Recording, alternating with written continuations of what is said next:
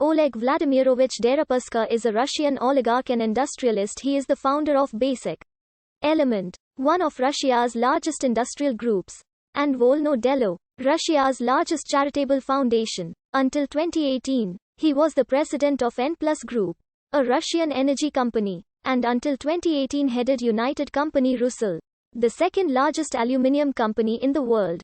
After graduating from Moscow State University with a degree in physics, Deripaska became a metals broker specialized in trading aluminium before expanding into energy, machinery, financial services and agribusiness.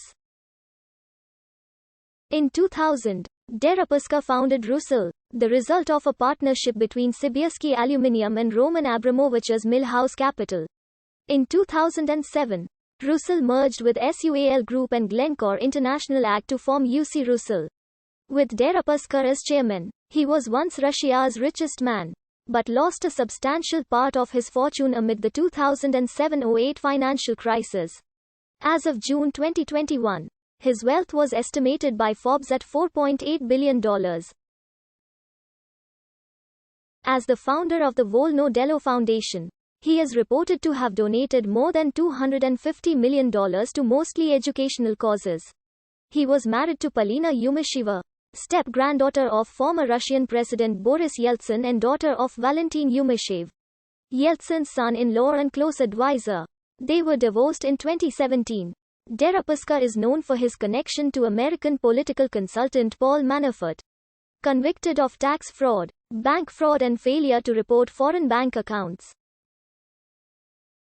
The conviction stemmed from Robert Mueller's investigation into Russian interference in the 2016 United States elections. Deripaska employed Manafort from at least 2005 to 2009. Deripaska was granted Cypriot citizenship in 2017. Deripaska was born in Dzerzhinsk, Nizhny Novgorod Oblast, Soviet Russia and grew up in Ust-Labinsk, Krasnodar Krai.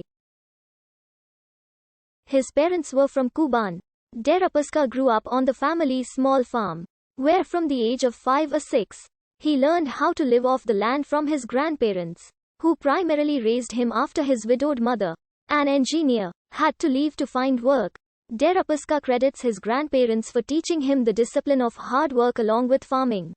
Both his grandfathers fought in the Second World War.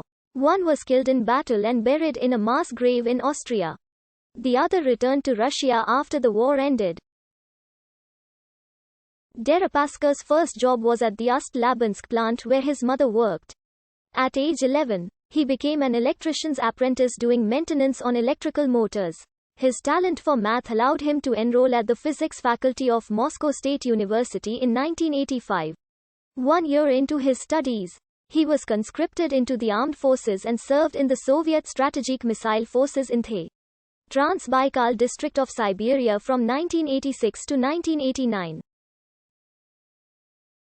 In 1993, Deripaska graduated with honors in physics from Moscow State University. However, the collapse of the Soviet Union greatly eliminated academic funding and made it impossible for him to continue his studies as a theoretical physicist. There were no stipends or grants for students. Either, we had no money. It was an urgent and practical question every day. How do I earn money to buy food and keep studying? He recalls. In 1996, he earned a master's degree from the Plekhanov University of Economics. At the age of 25, teaming up with fellow physicists, engineers and rocket scientists, Deripaska set up his first metal trading company, VTK. He adopted a systematic, scientific approach to commodity trading. I represented companies that were buying and selling raw materials, Deripaska said. Deripaska undertook export arbitrage, buying metal at low Russian prices and selling it abroad at significantly higher international market prices. Deripaska traded primarily through the Baltic state of Estonia, as the Russian system of export licenses was in disarray. Quote, I started my business at an unusual moment in history. The country in which I was born and raised had disappeared, although the new country was not fully formed. The first one gave me an excellent education. The second one gave me the chance of success. Deripaska recalled in an interview with Metal Bulletin. He used nearly all his arbitrage and trading profits to acquire his initial package of shares in the Sayanogorsk aluminium smelter in southern Siberia.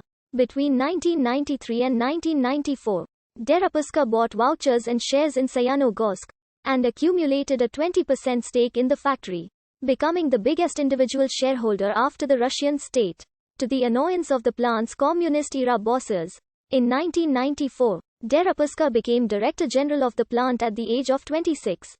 In 1997, he founded Sibirsky Aluminium Group, which in 2000 merged with Roman Abramovich's Mill House Capital to create Rusal.